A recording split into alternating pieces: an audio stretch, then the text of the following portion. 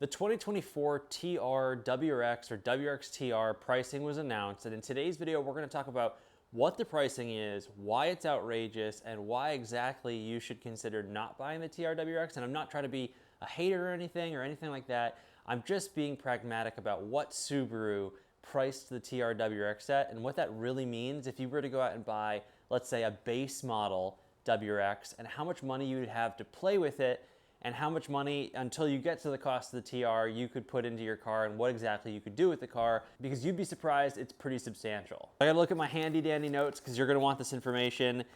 They had some raises, they had some cost raises for the other cars. The base will cost $33,855. The CVT will cost $41,685. The GT, just for comparison, will cost $45,335. That's the most expensive car on their model range. And the TR comes in at $42,775.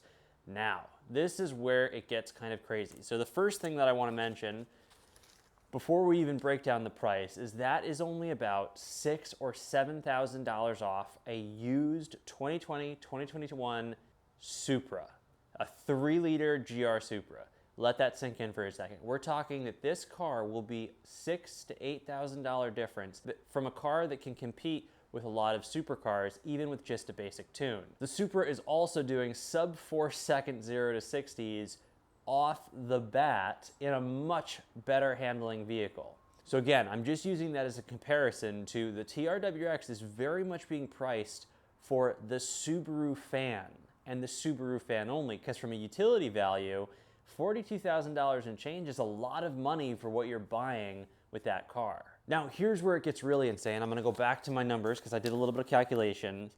The difference between buying a 2024 base WRX and the TR WRX is a difference in cost of $8,920.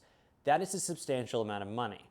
Now, you might ask yourself, what can I do with $8,920 to make my base WRX competitive to the TR? Well, you can far out compete. So with $8,000, you can do an intake, an exhaust, an intercooler, a full dyno tune, a full pro tune. You can do new wheels, you can do a front lip, side skirts, a wing. You can do all kinds of styling. You can do emblems, all those things, window tints. You can basically buy, and you can do coilovers. You can basically buy every part that you would normally mod a WRX to the point where it's basically a full bolt-on car and get to the price of a TR WRX.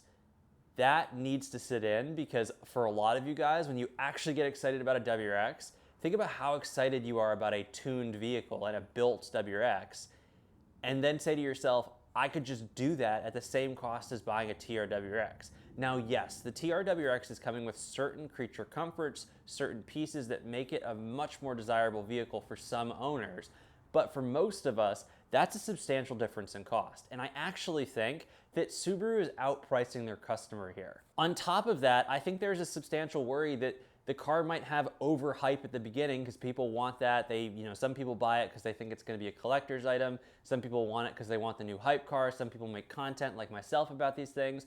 And what I think is going to happen is they're going to produce just few enough of them that we see the same thing with the GR Corolla happen, where one, there's price inflation on the car. You can't actually get it for MSRP, even though it's not going to do a lot of numbers.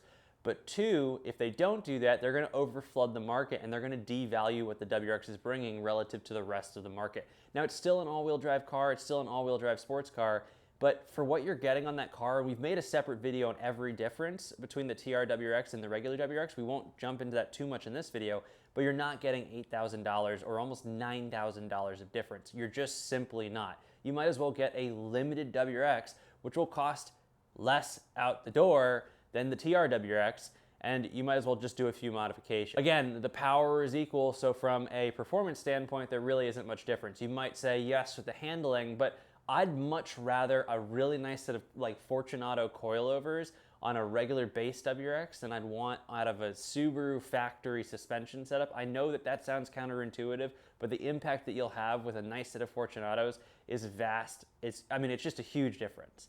So my concern here is that WRXs are going to start outpricing their customer base. And It'll be interesting because I've made statements in the past couple years about these VBWXs and have been wrong. I've also been right in situations. I was wrong with the pricing. I thought it was going to be more expensive and it was going to be more of an outlier and show that Subaru was more, had more conviction in doing this increasing of pricing.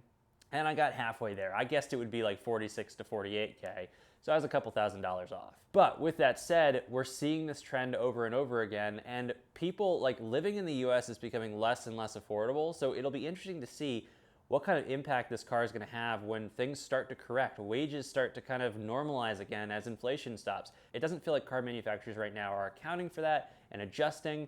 I just think that the WRX is soon going to be priced out of their consumer base. And I don't know a lot of people that are going to spend $43,000 on a TR WRX when they have other cars like the Supra, the S3, the RS3, other vehicles, like maybe that's the better example. The Golf R, the RS3, the S3, we're talking about other all-wheel drive competitors, even the 400Z or the Z, I guess. These are other competitor cars that offer very similar things to the WRX that pretty much outperform the stock WRX by enough of a margin where they did cost more money, and that was kind of still the competitive market where you could buy the WRX, you could tune it, you could do all those things. And I don't want to lose the utility value of the WRX is an awesome car.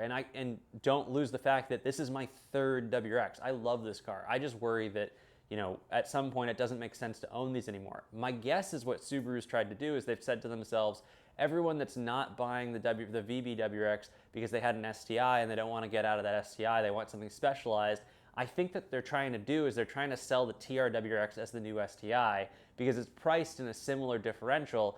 But the STI compared to the WRX when we had the VA WRX, there was a substantial difference. I mean, at the get-go, it had a different engine and transmission. So different cars altogether, and there was more utility value for the difference in price because you were getting your differential, you were getting all these different pieces that made the STI different and attracted the STI to some real world buyers if you were tracking, going high horsepower, all those things. Well, the VBWX for the TR doesn't really do that. There's no upgrades in the transmission, it still has the same limiting factors. So even if you were going to run it on a track, more often than not, you're probably going to lose to somebody that put in a built motor or an STI transmission swap on one of these cars and did it on a base and spent all the money doing that. So I don't know, it's an interesting thing, especially with how easy it is nowadays to do an STI transmission swap, and the fact that it's not that expensive. You could actually get a base WRX, swap the transmission to an STI transmission, and still be under the cost of the TR WRX. And I'm sure every single one of you watching this, if you are familiar with the WRX platform, a VBWRX with an STI transmission, 10 out of 10, I'd buy that before I buy a TR WRX. I don't think anyone disagrees with me. And if you do, let me know in the comment section below, but I would be super surprised. That was my big thing, is if Subaru just released the VBWRX with the old STI transmission, they would sell like crazy. I would buy one tomorrow. I would sell this and buy one tomorrow. And I'd pay more money for it because I knew that I could make more power safely. That's all I want. I wish they would do it. I wish they would listen to us. I wish they would see everyone swapping the transmissions and spending all the time. But unfortunately, they didn't. I'm going to leave the video at this, but I just wanted to talk about this kind of outrageous pricing. And again, guys, the reason you're looking at the car in this frame is because there's a lot of modifications on this car that you guys haven't seen yet. We're doing a mod video per week leading into the next couple months, and there's lots coming from a mod perspective on my WRX, but we're also getting into a lot of more of the engineering aspects of cars, how to do maintenance, how to read maintenance, and we're going to do some more generalist videos of that as well, where I'm really taking some time to put into this channel, so hopefully we got a lot of cool stuff coming. If you have any suggestions for videos that you'd like to see, questions you'd like answered, all that kind of stuff, let me know in the comment section below. I will read all those comments. Let me know, and I'll see you guys in the next video.